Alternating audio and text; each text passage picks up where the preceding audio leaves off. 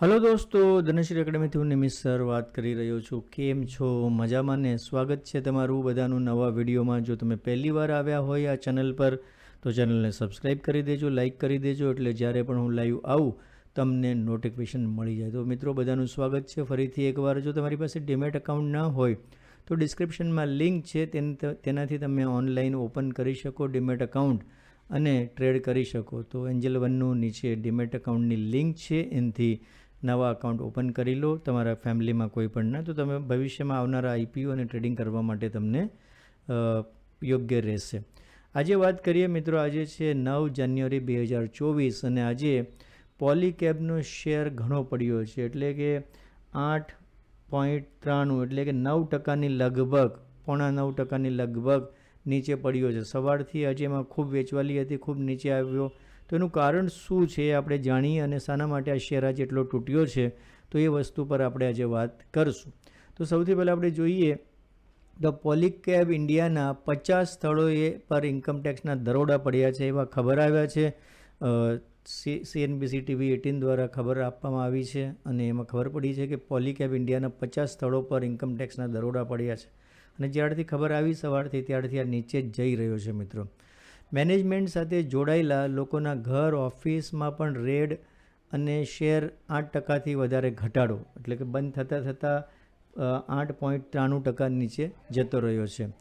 Income tax વિભાગે cable અને wire manufacturing company Polycab ઇન્ડિયાના 50થી વધારે સ્થળો પર દરોડા પાડ્યા છે. તો આ જ ખબર, તાજી ખબર છે, જેના કારણે એમાં ખૂબ વેચવાલી આવી અને શેર ધીરે ધીરે આખો દિવસ નીચે જ ગયો.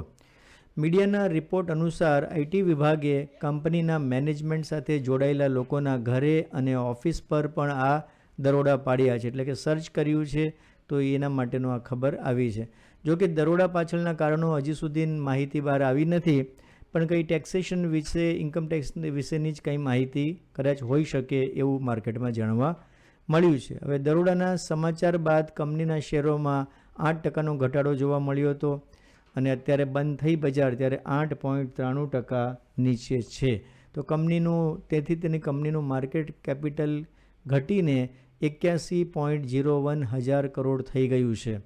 કંપનીના ગ્રોથની વાત કરીએ તો છેલ્લા એક વર્ષમાં શેરમાં 105%નો વધારો થયો છે. એટલે મિત્રો વિચાર કરો કે જેને એક વર્ષ પહેલાં રોકાણ કર્યું હશે એને 105%નો, એટલે ઓલમોસ્ટ ડબલ જેટલો એને ફાયદો થયો છે. કંપનીના શેરે 3 વર્ષમાં લગભગ 450%નું રિટર્ન આપ્યું. એટલે 3 વર્ષની આપણે વાત કરીએ તો 450%નું રિટર્ન મળ્યું છે. એટલે જબરજસ્ત રિટર્ન કહેવાય મિત્રો, કે 3 વર્ષમાં 450 કરોડનું રિટર્ન, એટલે બહુ સરસ વ્યવસ્થિત રિટર્ન કહેવાય, બહુ જબરજસ્ત રિટર્ન કહેવાય. કંપનીનો કોન્સોલિડેટેડ નેટ પ્રોફિટ 59% વધીને 426 કરોડ રૂપિયા થઈ ગયો છે. કેબલ અને વાયર મેન્યુફેક્ચરિંગ કંપની પાસે 23થી વધારે ઉત્પાદન સુવિધાઓ છે, એટલે કે ઉત્પાદન કરવાની સુવિધા 23થી વધારે આખા ભારતમાં છે. 15થી વધારે ઓફિસો એની આખા ભારતમાં છે. એની પાસે 25થી વધુ વેરહાઉસ છે. તેની નાણાકીય બાબત વિશે પણ આપણે વાત કરીએ તો નાણાકીય વર્ષમાં 2023-24ના બીજા ક્વાર્ટરમાં તેનો કોન્સોલિડેટ નફો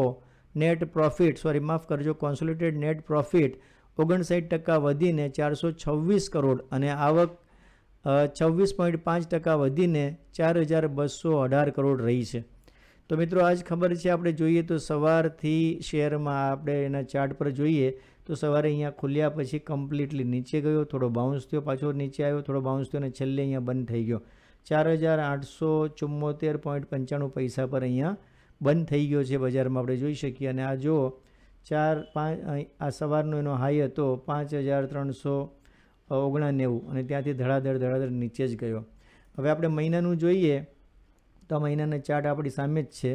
તો આ જો કેટલું એક મહિનાનું એક છે.